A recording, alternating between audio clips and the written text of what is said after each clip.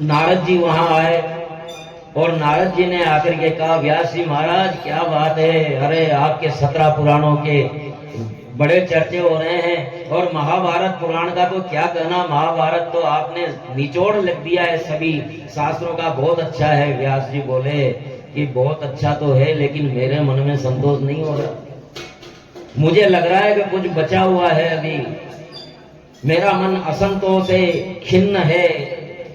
तो इस प्रकार व्यास जी ने बहुत कुछ स्वाध्याय किया, प्राणायाम किया, रचना की, शोध कार्य किया, सब कुछ किया, लेकिन मुझे शांति नहीं मिल रही है। तो नारद जी ने कहा कि ऐसा कुछ नहीं है, आपने जो अब तक लिखा है ना, वो दृष्टा की भांति लिखा है कि आप देख रहे हैं, आप ऊपर हैं और जो हो रहा है वो नीचे है। अब एक भक्त की तरह आप लिखिए, भक्ति प्रदान ग्रंथ लिखिए, और जब आप भक्ति प्रदान ग्रंथ लिखेंगे तो फिर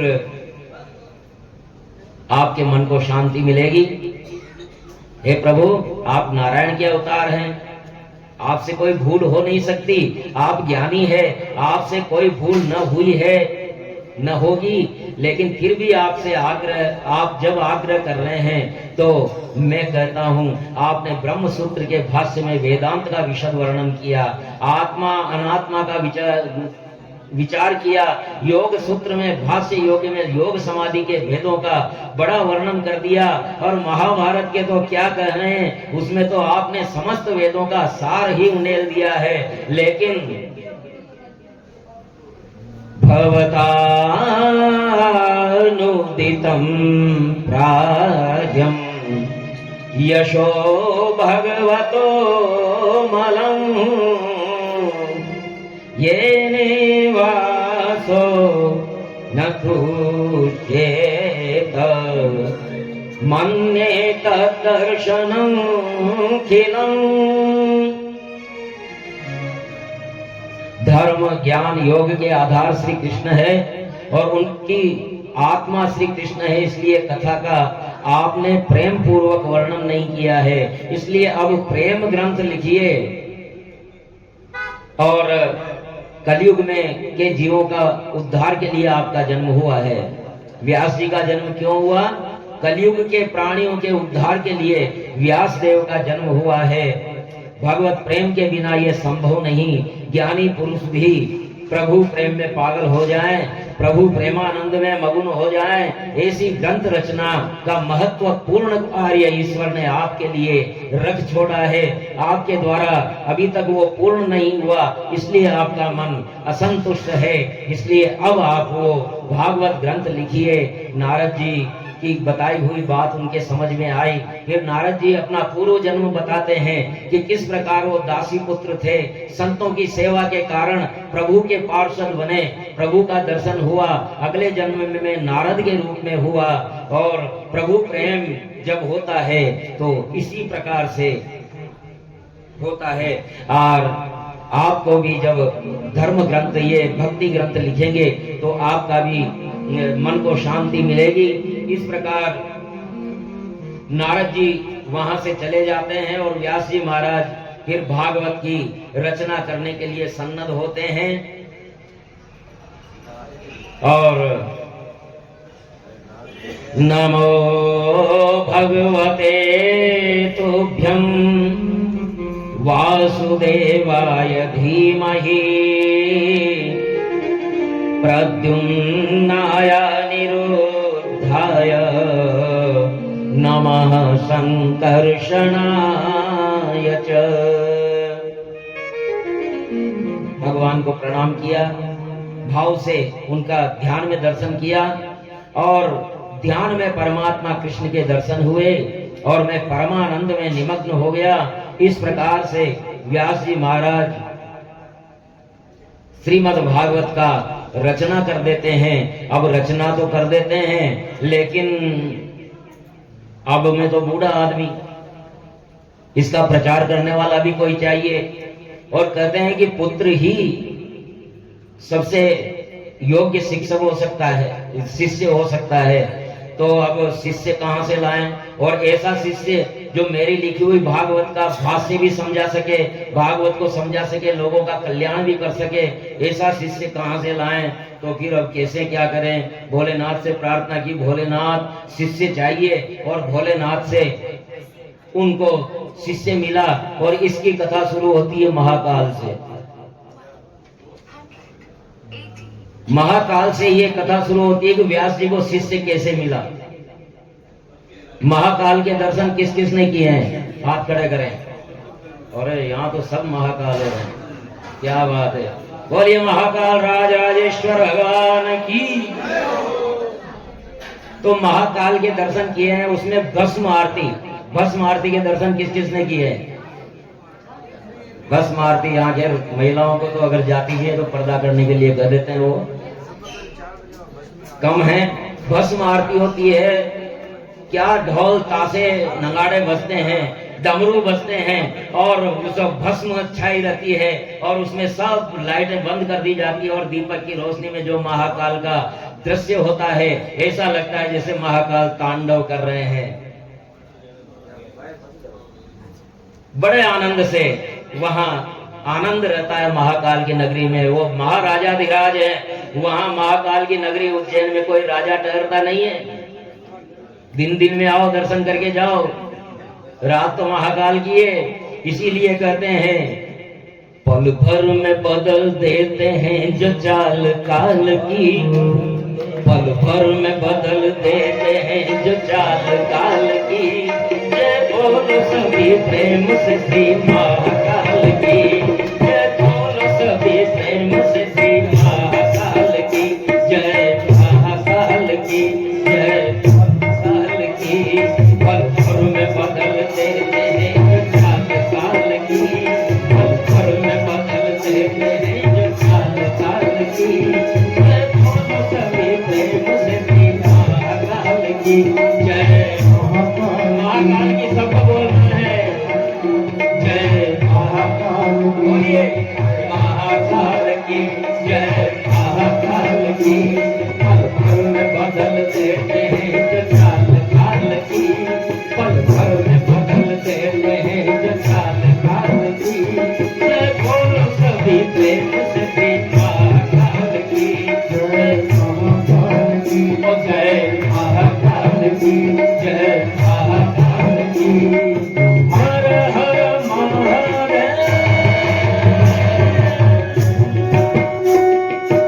हर हर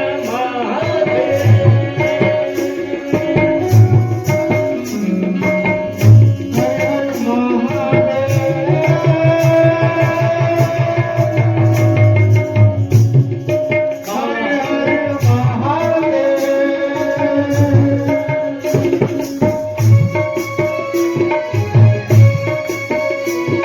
बोलिए महाकाल राज राजेश्वर भगवान की।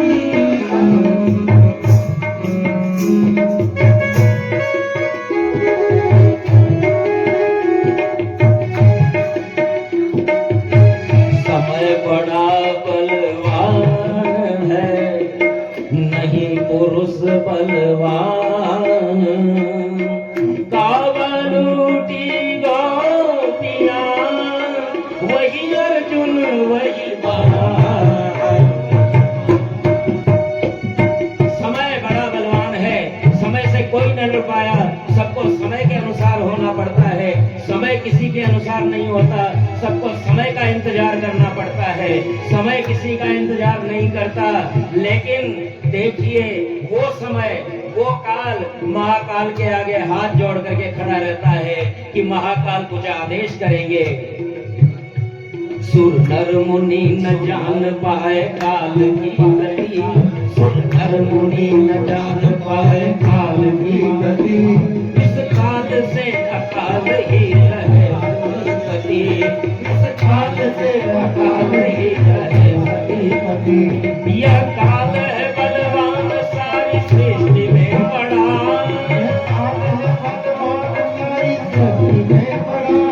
महाकाल के दरबार हाथ बांध के खड़ा, महाकाल के दरबार हाथ बांध के खड़ा। शिव भ्रकुटी टाल जाए, जो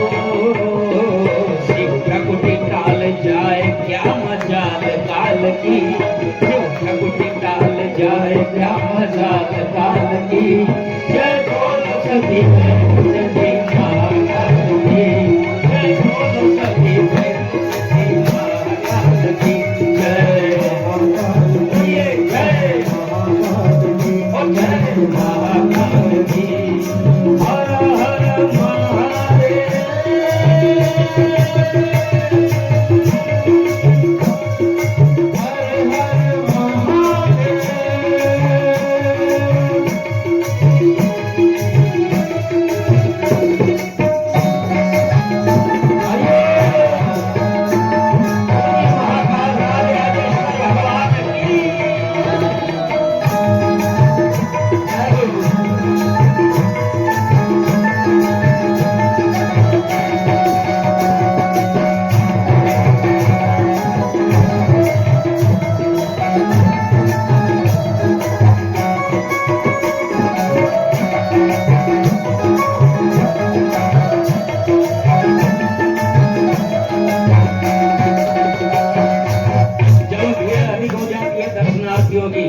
जब भोले के भक्त अधिक मात्रा में होते हैं तो वहाँ कुंडलियां बनी हुई होती है, घूम घूम करके जाना पड़ता है हमें। उन कुंडलियों में महाकाल के यहाँ केदार के दर्शन हुए। देखिए कैसे केदार का पहाड़ी मार्ग कुंडली बना, केदार का पहाड़ी मार्ग कुंडली बना, पद की पवित्र धूल से त्रिकुंडली बना, पद की पवित्र धूल से त्रिकुंडली बना। हर भक्त के हृदय में आस्था का द्वार था, हर भक्त के हृदय में आस्था का द्वार था, महाकाल के जयकार का आर पार था, महाकाल के जयकार का आर पार था। शिव हर हरण करे, शिव हर हरण करे महागजू लाल की, शिव हर हरण करे सदा मृत्यु अकाल की, जय बोलो सभी प्रेम से श्री महाकाल की, जय बोलो सभी प्रेम से श्री महाकाल की, जय महाकाल की, ओ जय महाकाल की, ओ जय महाकाल की, बोलिए महाकाल राज राजेश्वर भगवान की।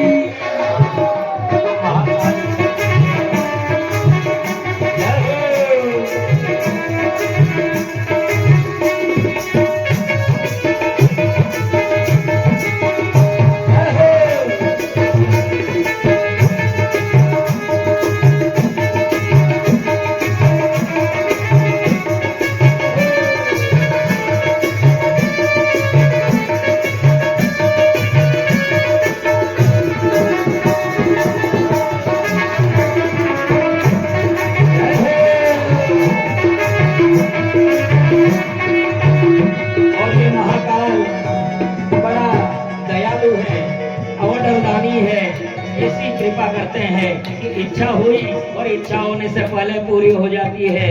ये महाकाल की कृपा है। महती कृपा है भोलेनाथ आशुतोष की, महती कृपा है भोलेनाथ आशुतोष की, दाता का महादान कुंभ पारितोष की, दाता का महादान कुंभ पारितोष की। इच्छा हुई कि सारा काम अब हो गया, इच्छा हुई कि सारा काम अब हो गया, सौभाग्य के प्रभात से दुर्भाग्य सो गया, सौभाग्य के प्रभात से दुर्भाग्य सो गया, दुर्भाग्य के प्रभात से दुर्भाग्य सो गया। पग पग पे बरसती रहे, पग पग पे बरसती रहे कृपा कृपाल की, पग पग पे बरसती रहे कृपा कृपाल की, जय बोलो सभी प्रेम से श्री महाकाल की, जय बोलो सभी प्रेम से श्री महाकाल की, जय जय महाकाल की, जय महाकाल की, जय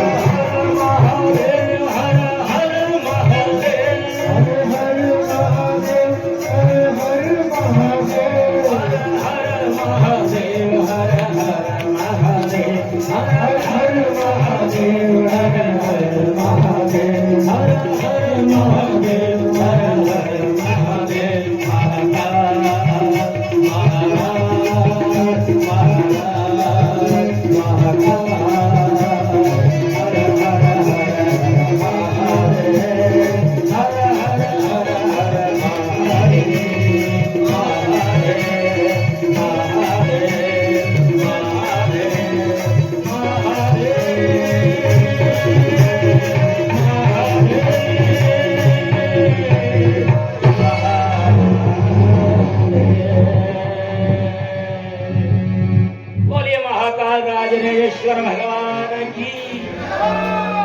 बिना आवाज किए बैठ जाइए। तो अब भस्म आरती के बाद में मुंडों की माला पहनाई जाती है महाकाल को। आजकल मुंड चांदी के होते हैं। मुंड माला पहनाई जाती है तो भगवती पार्वती ने पूछा कि भगवान, ये लोग बाग तुलसी की माला पहनते हैं, मोतियों की माला पहनते हैं और कितनी ही मालाएं पहनती हैं, लेकिन ये आप मुंडों की माला के? पार्वती तो तेरे बस का नहीं है, तो मत पूछ ये बात। बस अब जिस चीज के लिए मना कर दिया तो वो तो पूछ के मानती है। बताना पड़ेगा ये क्या राग है, ये मुंड मालाओं का क्या राग है। तो फिर भगवान भोलेनाथ ने कहा कि देख, मैं तेरी बात का जवाब दे देता हूं, फिर आगे से दूसरा प्रश्न मत करना। बोले क्या? कि इस माला में जितने मुंड है ना, वो तुम्हारे हैं। तुम इतनी बार जन्म ले चुकी, तुमसे मेरा मोह ऐसा है कि हर मुंड को मैं माला में पिरो लेता हूं। पार्वती जी ने कहा कि आप तो अजन्मा हैं, सब हर जगह इतने समय से, और मैं इतनी बार जन्म ले चुकी, ये कैसे हो सकता है? बोले ये अमर कथा का प्रताप है। तो हमें तो अमर कथा सुननी है। बोले उज्जैनी तो नगरी है, यहाँ तो बड़ा विघ्न बाधाएं रहती है। अगर अमर कथा सुननी है तो तुम्हारे पिता के यहाँ जाना पड़ेगा। अब पार्वती जी का पिता कौन है, कोई जानता है? ये बहुत कम जानते हैं। पार्वती जी के पिता कौन है, कोई नहीं जानता। बहुत कम लोग जानते हैं। पार्वती जी के पिताजी हिमालय है। हिमालय जान गए? अब जो जान गए वो हाथ खड़ा करें। अब जाने। पार्वती जी के पिता हिमालय है, और हिमालय में सबसे प्रमुख जो है वो कश्मीर मंडल है, और कश्मीर मंडल में आपके पिता के यहाँ जाना पड़ेगा। बोले चलो। नहीं नहीं, देखो तुम भी उठाए तो चिंता पड़े, चिंता उठाए तो तुम भी पड़े। अरे मैं अमर कथा सुनने के लिए तुम अभी योग्य नहीं हो। और जब पार्वती जी रूठ गई तो नंदी बाबा भी रूठ गए। हमारी माँ नहीं जाएगी तो हम कहाँ जाएंगे, हम भी नहीं जाएंगे। अब नंदी तो उनकी सवारी मोटरसाइकिल, अब बिना नंदी के कैसे जाए? आखिरकार भोलेनाथ को मानना पड़ा, और वो जम्मू संभाग में पहुंचे। वहां रघुनाथ जी के दर्शन किए। आगे पहुंचे अनंतनाग में, और वहां जो दिव्य नदी है हमारी गंगा की तरह, वहां जाकर के उन्होंने रात्रि विश्राम किया। वहां अभी भी मंदिर है अनंतनाग, वही म्लेच्छों के अधिकार क्षेत्र में बड़ी दुर्दशा है वहां की। हमें अमरनाथ यात्रा के दौरान वहां रहना हुआ था। ऐसा लगा ही नहीं कि वो हिंदुस्तान का कोई शहर है। एक भी किसी हिंदू की होटल, नाश्ता आदि की कोई दुकान नहीं मिली वहां। और जो साथ में हम लेके गए थे वही हमने किया। अनंतनाग में भगवान का प्रवास होता है। पहलगाम पहुंचते हैं। पहलगाम जाकर के और वो अपने नंदी महाराज को वहां छोड़ देते हैं। आगे चंदनबाड़ी में अपना चंदन निचोड़ते हैं, चंद्रमा को वहां छोड़ते हैं। शेषनाग शिखर पर अपने गले हार को वहां छोड़ते हैं। पंचतरणी में आकर के वो नृत्य करते हैं माता पार्वती के साथ में, और वहां गंगा की 5 बूंदें गिरती है, और वो पंचतरणी पंचधाराओं में आज भी बह रही है। और इस प्रकार वो पहुंचते हैं। आइए, भगवान अमरनाथ गुफा में पहुंचे हैं, हम भी अमरनाथ की इस महिमा का वर्णन करें। महाकाल भी पुकारे, जय अमरनाथ। महाकाल भी पुकारे, जय अमरनाथ। महाकाल भी पुकारे, जय अमरनाथ। महाकाल भी पुकारे,